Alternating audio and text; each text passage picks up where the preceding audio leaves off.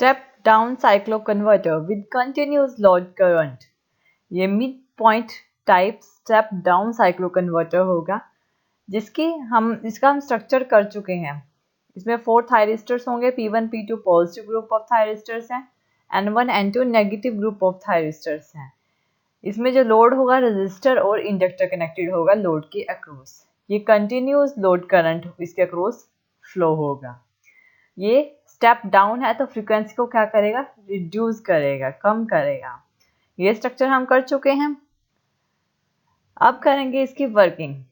जब इनपुट से सोर्स से सप्लाई जाती है तो A पॉजिटिव होगा विद रिस्पेक्ट टू B, और जो करंट है पॉइंट A से फ्लो होएगा P1 तक, यानी कि पॉजिटिव ग्रुप का थायरिस्टर P1 कंडक्टिंग कंडीशन में आएगा और इस टाइम पे इंडक्टर और रजिस्टर की तरफ फ्लो करेगा। इसकी डायरेक्शन कुछ इस तरह से रहेगी, P1 then inductor register and center point O। इस टाइम पे आउटपुट वोल्टेज क्या होगी, पॉजिटिव होगी। इनपुट से हम AC सप्लाई प्रोवाइड करेंगे।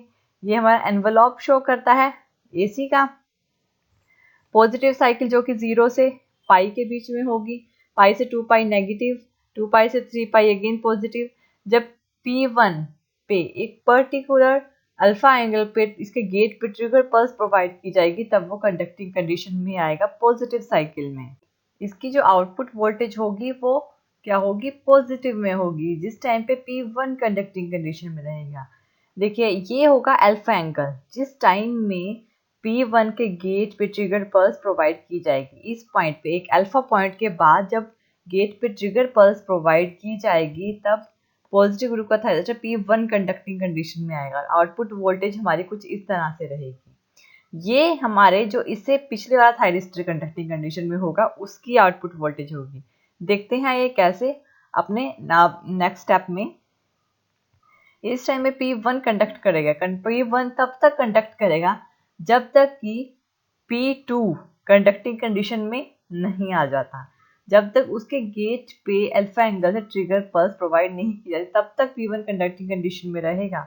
और आउटपुट करंट देखिए, आउटपुट करंट इस पॉइंट से फ्लो करना स्टार्ट किया P1 के लिए, तो इस यहाँ से आउटपुट करंट फ्लो करना स्टार्ट करेगा।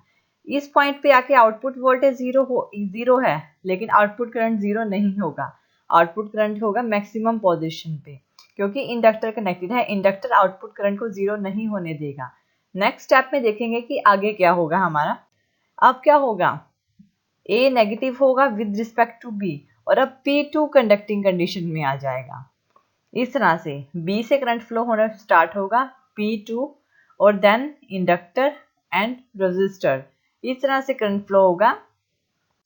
अब इसकी वेव फॉर्म्स कैसे बनेंगी, देखिए यहाँ से देखिए, जब आउटपुट वोल्टेज P1 कंडक्ट कर रहा था, आउटपुट वोल्टेज क्या थी, यहाँ पे इस पॉइंट पे जीरो हो गई थी, और लेकिन आउटपुट करंट मैक्सिमम पोजीशन पे था। लेकिन इंडक्टर ने क्या किया, इंडक्टर ने आउटपुट वोल्टेज जो हमारा करंट था उसको जीरो नहीं होने दिया। इस टाइम पे आउटपुट करंट मैक्सिमम पोजीशन पे था, और लेकिन जैसे ही यहाँ पे पाई पे आके पॉजिटिव साइकिल खत्म हुई तब क्या हुआ, आउटपुट करंट जीरो नहीं था, इसलिए आउटपुट करंट डिक्रीज होने लग गया। और जैसे ही आउटपुट करंट डिक्रीज हुआ तो आउटपुट वोल्टेज भी क्या होगी, जीरो नहीं होगी, आउटपुट वोल्टेज नेगेटिव में चली जाती है। जब तक आउटपुट करंट अपनी पर्टिकुलर पोजीशन पे नहीं आ जाता तब तक वो नेगेटिव में जाएगी। और जैसे ही P2 यानी पॉजिटिव ग्रुप का थायरिस्टर P2 का गेट पे ट्रिगर पल्स आई, सडनली तभी आउटपुट वोल्टेज क्या हो गई, पॉजिटिव में चली गई, क्योंकि उस टाइम पे आउटपुट वोल्टेज पॉजिटिव हो जाती है जब P2 कंडक्टिंग कंडीशन में होगा। और आउटपुट करंट क्या होगा, इस पॉइंट पे आके, यानी अल्फा यानी पाई प्लस अल्फा, जब उसके गेट पे ट्रिगर पल्स प्रोवाइड की उसके बाद आउटपुट करंट फिर से इंक्रीज करना स्टार्ट कर देगा। इस टाइम पे P2 कंडक्ट करेगा, और P2 तब तक कंडक्ट करता रहेगा जब तक P1 कंडक्टिंग कंडीशन में नहीं आ जाता। यानी नेक्स्ट पॉजिटिव साइकिल में जब P1 कंडक्टिंग कंडीशन में नहीं आ जाता, एक पर्टिकुलर अल्फा एंगल पे उसके गेट पे ट्रिगर पल्स प्रोवाइड नहीं की जाती, तब तक P2 कंडक्ट करता रहेगा। और P2 के बाद फिर से यहाँ पे आउटपुट करंट जब डिक्रीज होगा तो आउटपुट वोल्टेज नेगेटिव में चली जाएगी, और फिर से P1 कंडक्टिंग कंडीशन में आएगा, आउटपुट वोल्टेज ये रहेगा। इस टाइम पे P1 कंडक्ट करेगा, और आउटपुट करंट अगेन इंक्रीज करना स्टार्ट कर देगा।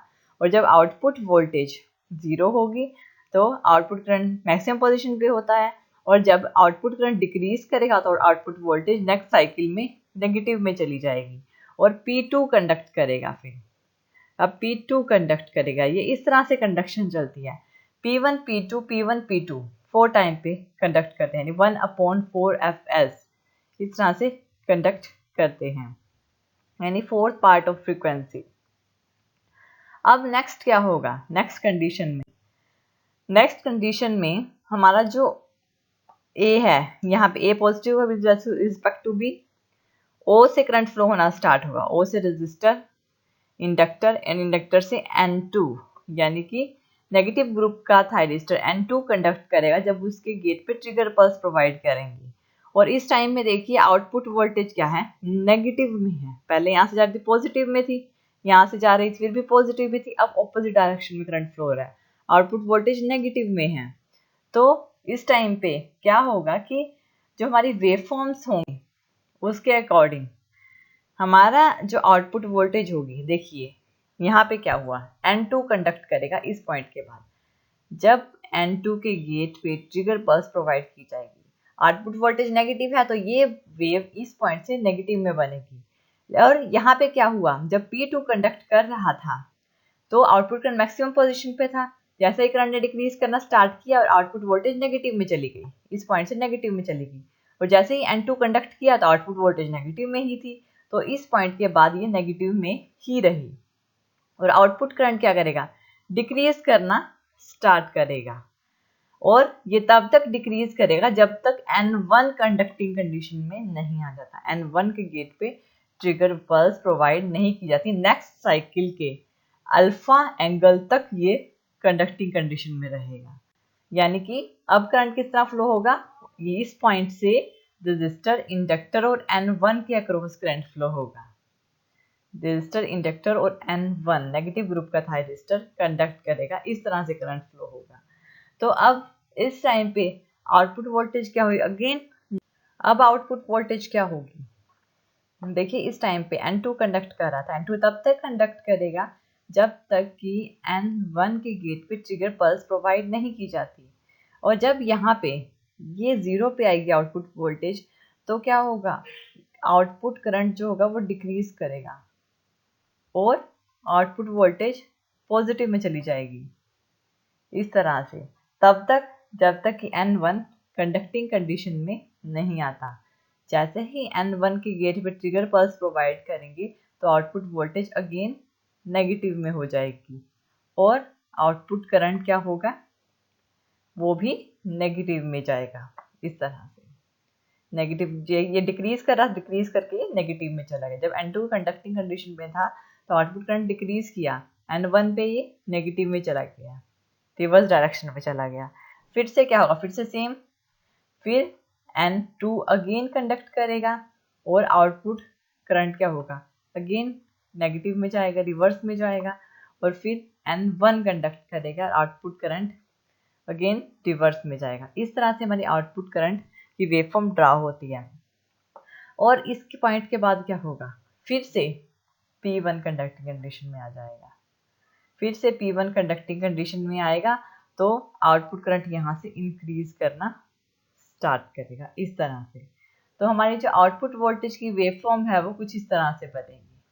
ये हमारी मीन आउटपुट वोल्टेज को शो करती है, जो आउटपुट फ्रीक्वेंसी होती है 1/4 Fs को शो करेगी, यानी source frequency Fs, output frequency F0, 1/4, यानी 4 साइकिल्स में देखिए ये वर्क कर रही है इस तरह से। इसलिए इसे 1/4 यानी P1 P2 P1 P2 फिर N2 N1 N2 N1, इसलिए इसे 1/4 Fs बोला गया है। और ये जो हमारा टॉपिक है ये शो करता है कंटिन्यूस लोड करंट, क्योंकि इसमें देखिए किसी भी आउटपुट करंट और आउटपुट वोल्टेज किसी भी पर्टिकुलर टाइम के लिए जीरो नहीं हुई। जब जीरो होती है तो वो डिसकंटिन्यू होता है, इसमें जीरो नहीं हुई इसीलिए इसे कंटिन्यूस बोला गया है। और ये है हमारे आउटपुट करंट और आउटपुट जो वोल्टेज है उनकी waveform. Thank you for watching this video. आप और वीडियोस के लिए हमारे चैनल लर्न एंड ग्रो पे सब्सक्राइब कर सकते हैं। Thank you.